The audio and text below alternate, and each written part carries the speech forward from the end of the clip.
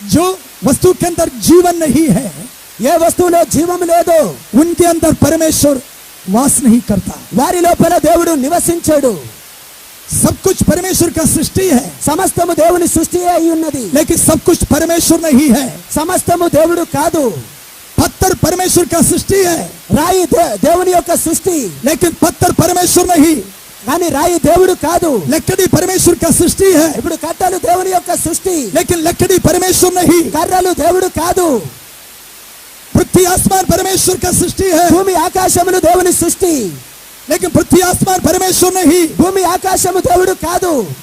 पहाड़ और नदी परमेश्वर का सृष्टि है, పర్వతములు సముద్రములు దేవుని సృష్టి, लेकिन वो परमेश्वर नहीं। కానీ అవి దేవుడు కాదు।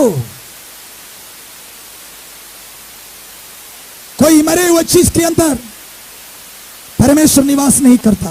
మరణం కలిగిన వస్తువులో దేవుడు నివసించాడు। उसके अलावा అదే కాకుండా कोई जंतुओं के अंदर परमेश्वर निवास नहीं करता। ఏ జంతువులో దేవుడు నివాసం చేయడు। इंसान बनाया हुआ मंदिर के अंदर इंसान बनाया हुआ परमेश्वर रहेगा। ఇప్పుడు మనుషుడు నిర్మించిన మందిరము లోపల మనుషుడు చేసిన దేవుడే ఉంటాడు। कोई भी मंदिर में देखो, ఏ మందిరములో అయినా చూడండి, उनके अंदर बैठा हुआ परमेश्वर कौन? దాని లోపల కూర్చున్న దేవుడు ఎవరు? इंसान बनाया हुआ परमेश्वर। మనుషుడు చేసిన దేవుడే। Praise the Lord. హల్లెలూయా। तुमको डॉक्टरेट होगा, నీకు డాక్టరేట్ ఉండవచ్చు, तुमको IAS होगा। నీకు ఐఏఎస్ ఉండొచ్చు। तेरा नाम क्या है? నీ పేరేమిటి? डॉक्टर पशु। డాక్టర్ పశు। Praise the Lord. హల్లెలూయా।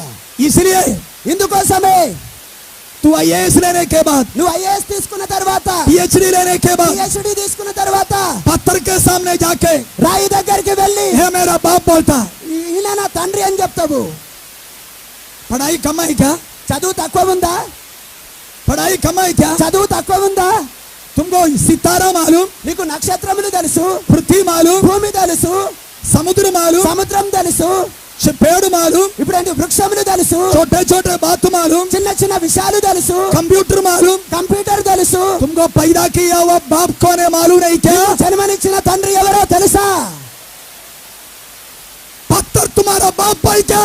ఇప్పుడు రాయి నీ తండ్రియా? सांप तेरा बाप है क्या? సర్పం నీ తండ్రియా?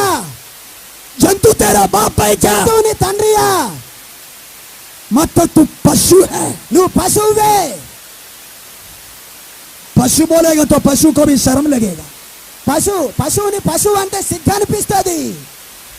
तुमको पशु बोलेगा तो నిన్ను పశువు అంటే असली पशु को शर्म लगेगा, నిజమైన జంతువుకి సిగ్గు అనిపిస్తుంది। क्योंकि पशु बोलता हम भी पत्थर को पूजा नहीं करता। ఇప్పుడు జంతువు అయినా నేను కూడా రాయిని పూజిస్తాలే।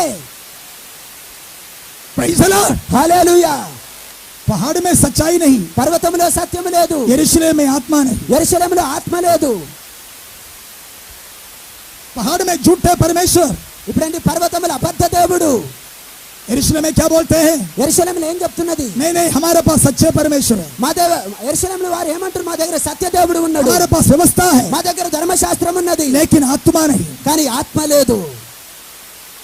इसलिए प्रभु क्या कहता है? అందుకోసం ప్రభు ఏమంటున్నాడు? पहाड़ में नहीं, పర్వతములో కాదు, यरूशलेम में नहीं, యెరూషలేములో కాదు, परमेश्वर आत्मा है। దేవుడు ఆత్మ అయి ఉన్నాడు। वो यरूशलेम में बैठने वाला नहीं, ఆయన యెరూషలేములో ఉండేవాడు కాదు, पहाड़ में बैठने वाला नहीं। పర్వతంలో కూర్చుండేవాడు కాదు। हालेलुया। హల్లెలూయా। 2 या 3 लोग मेरे नाम में कहीं भी इकट्ठा हो जाएगा, उनका बीच में रहने वाला है। ఎక్కడైతే నా నామమున ఇద్దరు ముగ్గురు కూడి ఉంటారో నేను వారి మధ్యలో ఉంటాను। Praise the Lord. హల్లెలూయా। वो पहाड़ में नहीं, यरूशलेम में పర్వతంలో नहीं, లేడు, యెరూషలేములో లేడు। उनका नाम पे ఆయన పేరట 2 या 3 लोग ఇద్దరు ముగ్గురు कहीं भी हो, ఎక్కడ ఉన్నా उनका बीच में रहने वाला। వారి మధ్యలో ఉండేవాడు। Praise the Lord. హల్లెలూయా। परमेश्वर आत्मा, దేవుడు ఆత్మ అయి ఉన్నాడు। उसको आराधना करने के लिए ఆయనను ఆరాధించడానికి हमको क्या चाहिए? మనకేమి కావాలి? दुनिया का ज्ञान नहीं, లోక జ్ఞానము కాదు, दुनिया का शक्ति नहीं, లోక శక్తి కాదు, आत्मा परमेश्वर को आराधना करने के लिए ఆత్మ అయిన దేవుణ్ణి ఆరాధించడానికి वही परमेश्वर का आत्मा हमारे अंदर होना चाहिए। అదే దేవుని ఆత్మ మన లోపల ఉండాలి। Praise the Lord. Hallelujah. Praise the Lord.